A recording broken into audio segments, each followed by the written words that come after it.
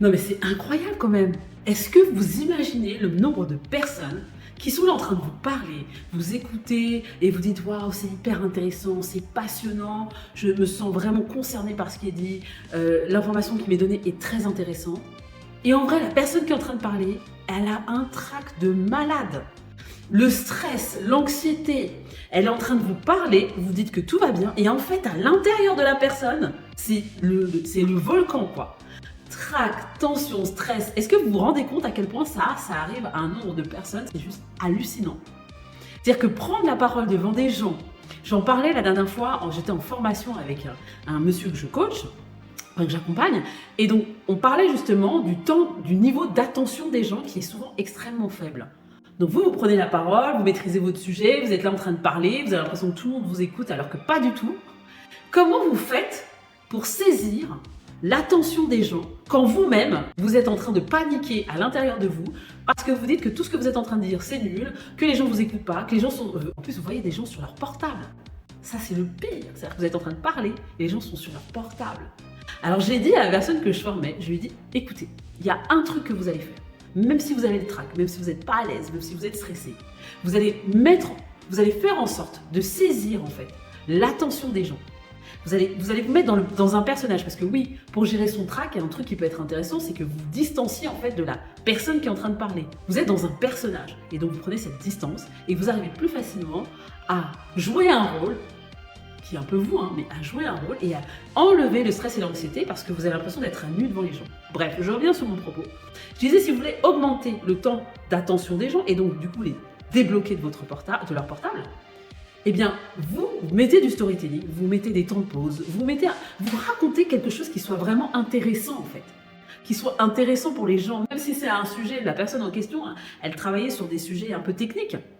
Et donc du coup, même sur des sujets techniques, moi j'étais en formation avec lui et c'était passionnant parce que du coup j'apprenais plein de trucs.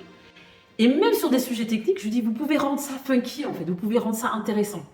Bref, comment faire quand on a le trac, quand on n'est pas à l'aise, quand on est en prise de parole, qu'on stresse, etc., pour attirer, pour continuer à avoir l'attention des gens.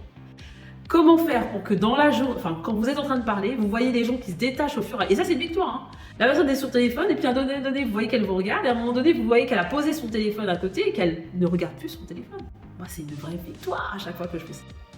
Alors le trac, comment je le gère? Bah écoutez, il y a toujours un peu l'adrénaline qui va au début d'une prise de parole, mais voilà, quand je suis en train de vous parler en fait, hein, ça sort comme ça là, mais en vrai, ça m'a mis du temps pour arriver à vous parler avec cette forme de liberté, cette fluidité, et donc d'outrepasser le trac, d'outrepasser ma volonté de perfection, de faire les choses parfaitement. Bref, le trac, prenez la distance par rapport à la personne qui est en train de parler, c'est-à-dire qu'au moment où vous parlez, au moment où vous exprimez, vous mettez dans un personnage. Et ce personnage, c'est pas vraiment vous. C'est quelqu'un qui est en train de raconter quelque chose d'intéressant. En tout cas, l'idée, c'est que ce soit intéressant, c'est que ce soit un peu emmerdé. Voilà, que ce soit intéressant. Et surtout, le truc que vous pouvez faire avant de prendre la parole, avant de vous exprimer, c'est prenez un moment pour vous, respirez. On sous-estime le pouvoir de la respiration. Respirez, inspirez, expirez, inspirez, expirez. Mettez-vous, centrez-vous avec vous-même. Le trac du début, vous pouvez aller avoir, ça va vous donner un punch, un truc, pour pouvoir justement vous lancer dans votre propos. Et après, oubliez en fait. Dites-vous que tout ça, c'est un jeu. Dites-vous que tout ça, c'est une pièce de théâtre en fait. Vous êtes acteur. Et donc, dans tout ça, il n'y a rien de sérieux. Même si je comprends que votre sujet que vous êtes en train d'exprimer est certainement très sérieux. Voilà un peu ce que je voulais vous dire par rapport au trac et comment vous pouvez prendre de la distance et comment vous pouvez aussi, c'est mélanger plein de sujets, mettre du storytelling dans ce que vous allez raconter. Parce que aujourd'hui, en vrai, le temps d'attention des gens est faible. Même s'ils viennent à votre conférence qu'ils ont payé, eh bien ils sont sur leur téléphone en train de faire autre chose. Et comment on fait avec tout ça, malgré notre trac, pour saisir l'opportunité de dire des choses qui vont attirer leur attention et des choses dans lesquelles ils vont vivre une expérience. Voilà, bon, je vais arrêter là. Allez, salut, bye, ciao. Rendez-vous sur 5minutesandra.world.